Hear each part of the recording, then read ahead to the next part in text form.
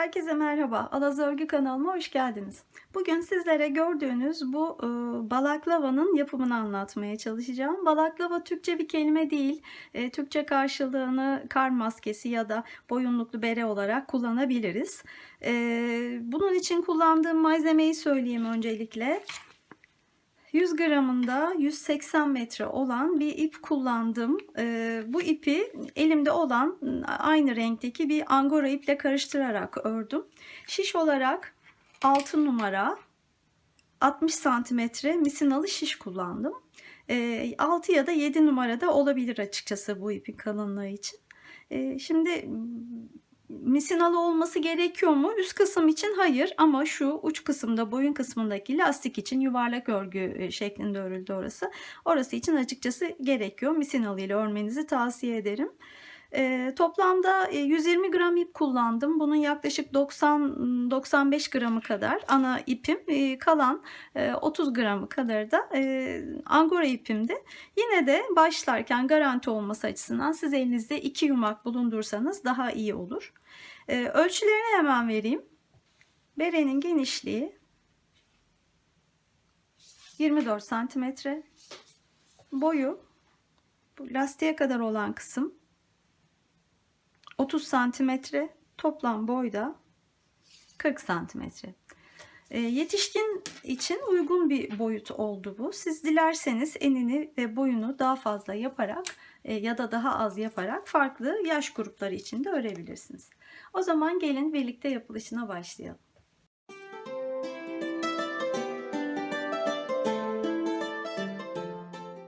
Evet, örgü için kullanacağım ip şöyle göstereyim, bakın. 100 gramında 180 metre var. İlmek yoğunluğu da şu kareye bakarsak 10 santimetrede 17 tane ilmeğim var. Şimdi ben bu ipe ilave olarak yanına biraz daha yumuşatmak için elimde olan uygun renkte bir angora ip kullanacağım. Siz dilerseniz mohair de kullanabilirsiniz. Şiş numarası olarak bakın, yine etiketinde ipin 5-6 numara verilmiş. Ben 6 numarayla öreceğim. Şimdi bu niçin önemli, bu ilmek yoğunluğu? Ben bu ipimle bir deneme örgüsü ördüm. Buradaki 10 santimetrede şöyle saydığımda 16 tane ilmek buldum. Siz de örgünüzde buna yakın bir değer elde etmeye çalışın ki öreceğiniz örgünün boyutları benimkiyle aynı olsun. Şimdi 6 numara şişimi alıyorum. Misinalı şişle öreceğim. 60 santimetre bunun misina boyu. Gerekirse sonrasında değiştirebilirim. 24 ilmekle başlayacağım. Örgünün genişliği, bu tepe kısmından başlayacağız. Yaklaşık 16 santimetre olacak. Benim ilmek yoğunluğuma göre bu 24 ilmeğe denk geliyor. Şöyle hesaplayabilirsiniz siz de. 10 santimetrede bulduk ya kaç ilmek var. 10 santimetrede işte atıyorum x ilmek ise 16 santimetrede kaç ilmek olmalı şeklinde ilmek sayınızı bulabilirsiniz. İki ipi birleştirerek 24 tane ilmek alıyorum. İlk ilmeğimi şöyle aldıktan sonra klasik yöntemle ilmek alacağım. Siz de dilediğiniz yöntemle alabilirsiniz. Toplam 24 ilmek alıyorum. 24 tane ilmeğim oldu. Şimdi örgümü çevirip başlıyorum örmeye. Düz örgüyle öreceğiz tepe kısmını. Düz örerek başlıyorum. Bütün ilmekleri düz örüyorum.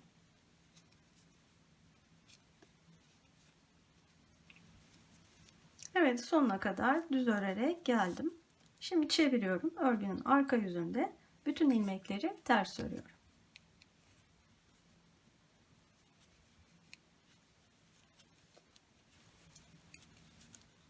Evet, arka sırayı da ters örerek tamamladım. Şimdi bu şekilde örmeye devam edelim. Yani ön sırada düz, arka sırada ters örerek örgümüzün boyu yaklaşık 16-17 santimetre olana dek örelim. Evet, istediğim uzunluğa gelene dek ördüm.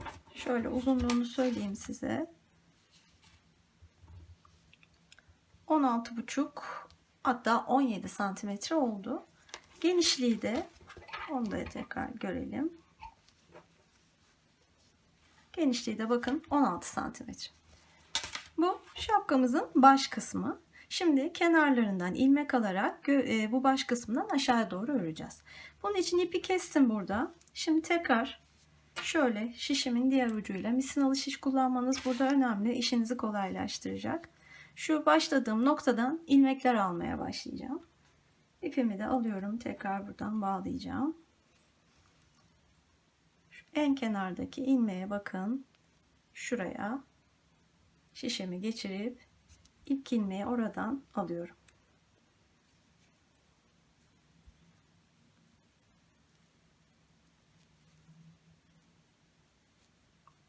İlk ilmeği aldıktan sonra devam ediş şeklimiz şöyle olacak. Bakın. Birinciden aldım. Bakın şu ilk delik, ilk ilmek. Hemen yanından bir tane daha alıyorum. 2 oldu. Ondan sonra üçüncüyü atlıyorum. Bakın şunu atlıyorum. Sonra tekrar buradan devam ediyorum. Yine 1. Hemen yanından ikinciyi alıyorum. Sonra üçüncüyü atlıyorum.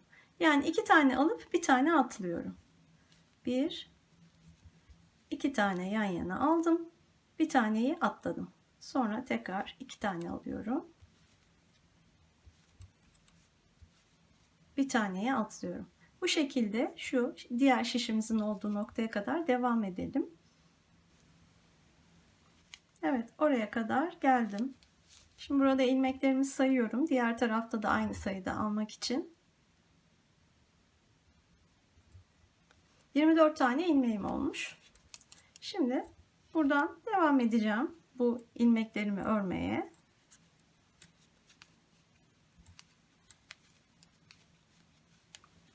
Evet, sonuna kadar geldim ilmeklerin. Şimdi bu taraftan da yine aynı sayıda, yani 24 tane ilmek çıkartacağım. Hemen ilk ilmekten başlıyorum. Bakın şu kenar ilmeğinin bitimi şurası. 1, 2 tane aldım. Bir taneyi atlıyorum. 1, 2 tane aldım. Bir taneyi atlıyorum. Yine aynı şekilde devam ederek 24 ilmek çıkarıyorum. 23 ve son ilmeği de buradan alarak 24 ilmeğimi tamamladım. Bakın zaten şöyle yuvarlaklaştı örgümüz. Şimdi burası tepe kısmı oldu. Buradan itibaren aşağıya doğru öreceğiz. Şimdi örgünün arka yüzündeyiz. Çevirdiğimde örgüyü bütün ilmekleri ters örüyorum. İlk ilmekten başlayıp son ilmeğe kadar. Evet, sonuna kadar ters örerek geldim. Şimdi çeviriyorum. Bakın ön yüzdeyiz. Artık düz öreceğim. Bu sıradaki bütün ilmekleri de düz örüyorum. Evet, düz sırayı da tamamladım. Şimdi tekrar çevirdiğimde örgüyü yine ters sıradayım. Yani bir ters bir düz sıraları örmeye devam edeceğim bundan sonra. Şöyle bakın. Ne kadar öreceğiz? Şöyle tuttuğumuzda bu tepe kısmı, şimdi buradan aşağıya doğru öreceğiz. Nereye kadar? Çenemizin hizasına gelene kadar. Ben bir miktar öreyim, o uzunluğu sizinle sonrasında paylaşacağım. Evet, örmeye devam ettim örgüyü. Şu an sizinle uzunluğunu paylaşayım. Bakın şöyle en tepeden ördüğüm noktaya kadar olan uzunluğunu ölçeceğim. Yaklaşık 29,5 santimetre, 30 santimetreye kadar yapabilirsiniz. Aslında en güzeli örgüyü bakın şöyle başınıza geçirip şöyle şu kısmını çenenizin altında birleşecek şekilde, yani şu açıklık yüzünüze gelecek. Burası da başınıza geçirdiğinizde örgüyü tam çenenizin altında birleşecek noktaya kadar gelmesi lazım. Bu uzunluğu o şekilde ölçerek belirleyebilirsiniz. En son bakın ön yüzden düz sırayı ördüm. Düz sıranın sonundayım. Şimdi artık bu çenenin altında birleştireceğiz örgümüzü.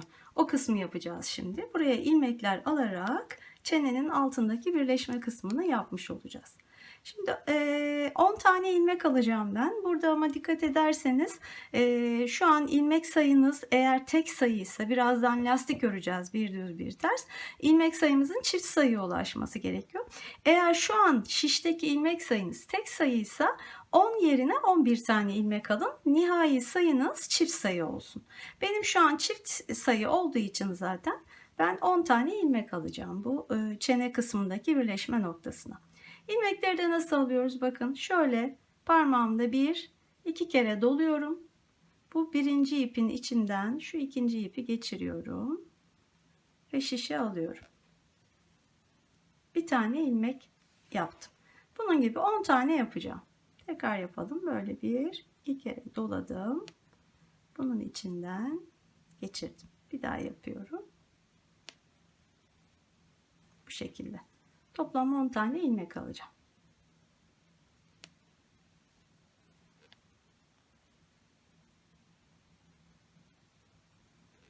On tane ilmek aldım. Şimdi bu iki ucu birleştireceğiz. Burada şiş misinanızın ilmek sayınıza uygun olması lazım. Eğer şu an ilmekleriniz birleşmezse daha kısa misinalı şişe geçebilirsiniz. Şimdi burası örgümüzün başlangıç noktası olacak. Çünkü bu noktadan itibaren artık yuvarlak şekilde hep ön yüzden öreceğiz. Arka yüz olmayacak artık. O başlangıç noktasını tespit etmek için de buraya bir tane ayraç yerleştiriyorum. Ondan sonra şimdi iki tarafı birleştireceğim. İpimi sıkı tutuyorum bu noktada.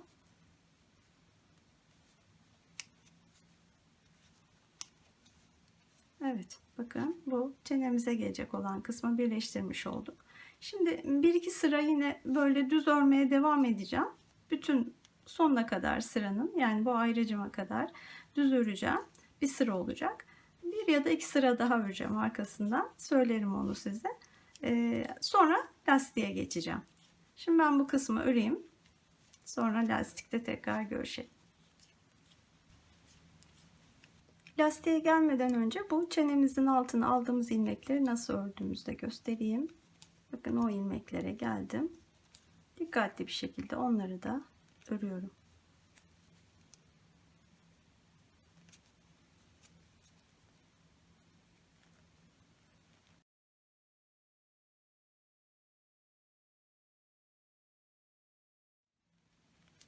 Evet, son ilmeği de ördüm ve başlangıç noktasına geldim.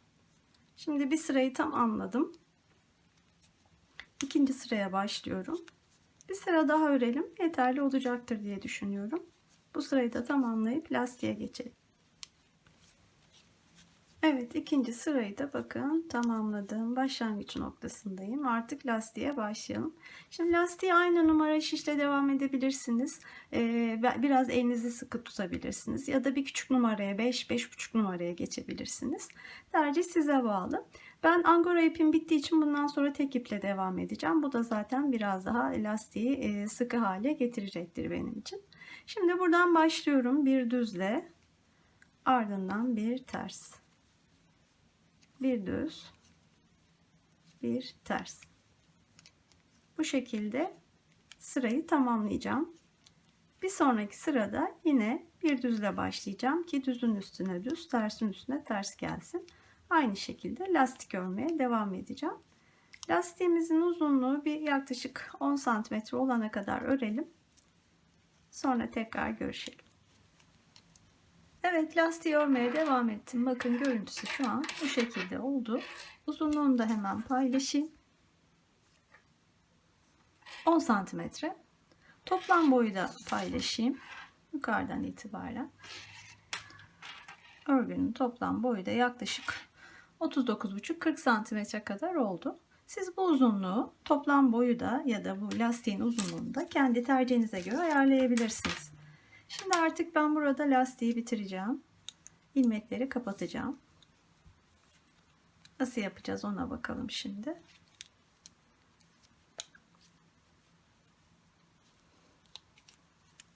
Başlangıç noktasına geldim. Artık işaretleyiciyi çıkartıyorum. Düz ilmekleri düz, tersleri ters öreceğim. Bakın düz ilmek var. Düz ördüm. Arkadan bir ters ilmek var. Onu ters ördüm. İlk ilmekle ikinci ilmeği kapattım. Devam edelim. Yine düz ilmeği düz ördüm, kapattım. Ters ilmeği ters ördüm. Bir önceki ilmekle kapattım. Bir kez daha yapıyorum. Düz ördüm, kapattım. Ters ördüm, kapattım. Bu şekilde bütün ilmekleri kapatalım. Sonuna geldim. Son ilmeği de şu şekilde kapatıyorum ve ipi kesiyorum.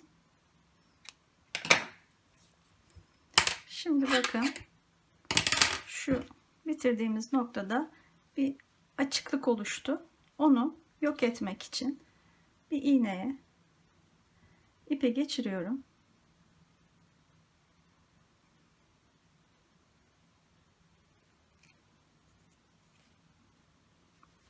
Sonra şöyle bakın, karşı tarafa birleştireceğim. Bu taraftaki ilk ilmeğin şöyle içine geçiriyorum iğnemi. Sonra bu olduğum yerden bir daha şöyle aşağıya doğru alıp arayı kapatıyorum. Gayet düzgün kapandı bakın. Şimdi iç tarafa geçelim. İpimizi gizleyelim.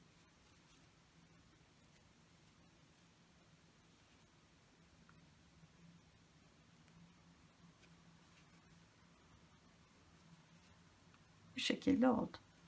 Şimdi bu ipi şöyle şurada yürütüyorum.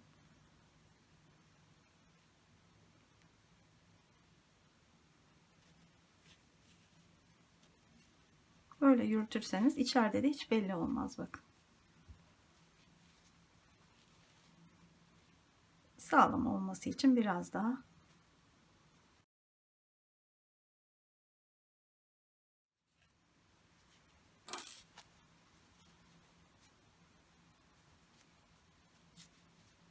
Evet bakın, hiç belli değil. Fazlalığını da keselim.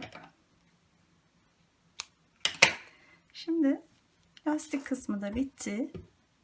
Geriye tek bir işimiz kaldı. O da şu yüz kısmına gelen kenar bandımız.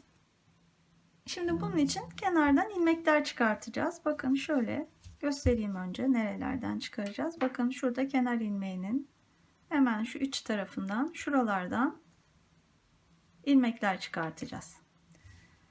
Şöyle alt kısımdan başlayayım. Şuradan başlayalım. İpi bağlıyorum.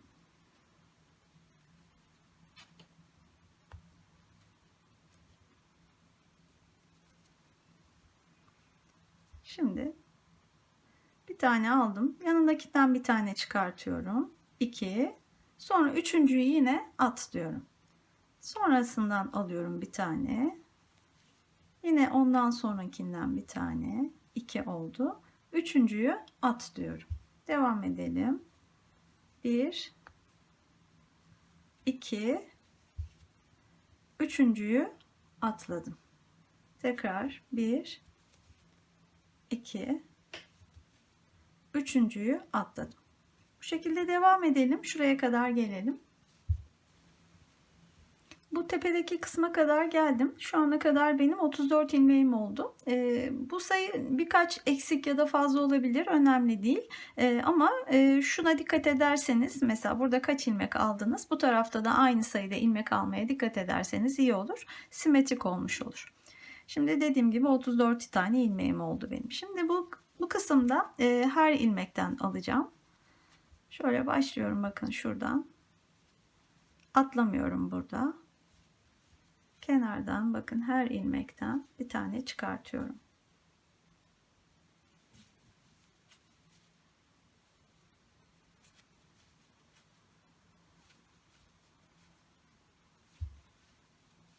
Evet, bu şekilde buraya kadar geleceğim. Sonra diğer tarafta da yine 2 alıp 1 atlayarak yapacağım. Sonra şuraya kadar gelelim.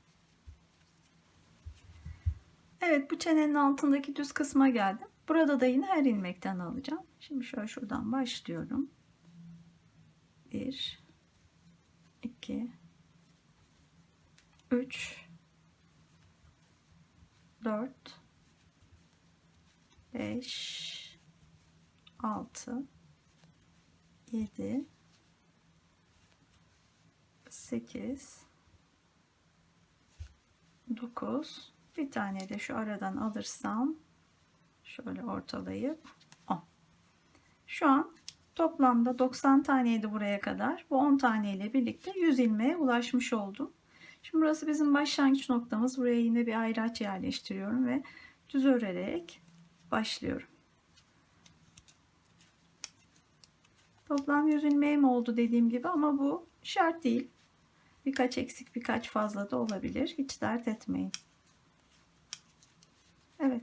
Bu şekilde düz öreceğim. Sırayı tamamlayacağım. İkinci sırada tekrar öreceğim. Bir miktar örelim. Ondan sonra geriye kıvıracağız bu ördüğümüz örgüyü. Ben size kaç santim ya da kaç sıra ördüğüm bilgisini yine döndüğümde paylaşacağım. Evet, bakın bir miktar düz ördüm. Ne kadar oldu? Hemen size uzunluğunu söyleyeyim. 4 santimetre. Sıra sayısı olarak da 5, 6, 7, 8 sıra oldu. Şimdi artık bu örgüyü geriye kıvıracağız ve iç kısımda birleştireceğiz. Onu nasıl yapıyoruz? Bakın şunu artık şimdilik çıkarabilirim. Şimdi şu ilmeği bakın takip ediyorum. Şöyle göstereyim. Şu an önümdeki ilk ilmeğim bu. Bunu takip ediyorum. Bakın hemen burada arkada onun karşılığını buluyorum. Şurada şu ilk ilmek aldığımız sıra, oradaki karşılığını alıyorum. Yani şu ilmek.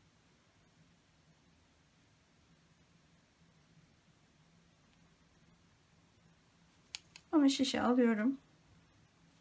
Bu ilmeğin yanına takıyorum. İpin katını düzelteyim. Ve ikisini şöyle birlikte örüyorum. Şimdi aynı işlemi yanındaki ilmeğe yapacağım. Yine dilerseniz onu takip edip bulabilirsiniz ya da zaten sırayla gidecek. Bakın şu olacak sıradaki ilmeğim. Bir sonraki şu. Bir sonraki bu. Bu şekilde sırayla gidecek zaten bu ilmekler. Şimdi dolayısıyla şu ilmek, onu alıyorum şişe. İkisini birlikte örüyorum. Ve kesmeye de başlayacağım aynı zamanda. Bu ilk ördüğüm ilmeği bunun üzerinden geçiriyorum. Şimdi devam edelim. Bakın 3. ilmeğimiz şuraya geliyor. Zaten o da arkadan baktığımda sıradaki ip. Onu da aldım. Düz ördüm. İkisini birlikte ve bir öncekiyle birlikte kestim. Hemen yanındaki, bakın şu pardon. Onu aldım. İkisini birlikte ördüm. Kestim. Devam ediyorum bu şekilde.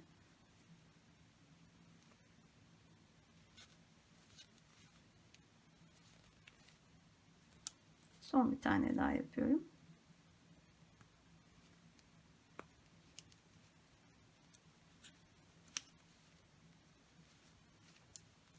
Bakın böyle bir görüntü elde ediyoruz. Son ilmeğe kadar devam edelim. Son 2 ilmekteyim.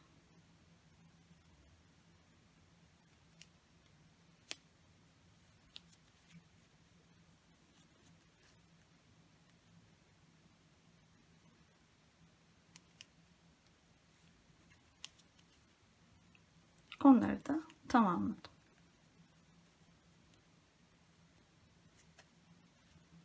Bakın şöyle bir kontrol etmek istiyorum, düzgün oldu mu? Evet, gayet düzgün, içi dışı temiz bir çalışma oldu. Şimdi artık ipi kesebiliriz. Bu ipi içeride gizleyeceğim. Şimdi şöyle tekrar bir bakalım örgümüze.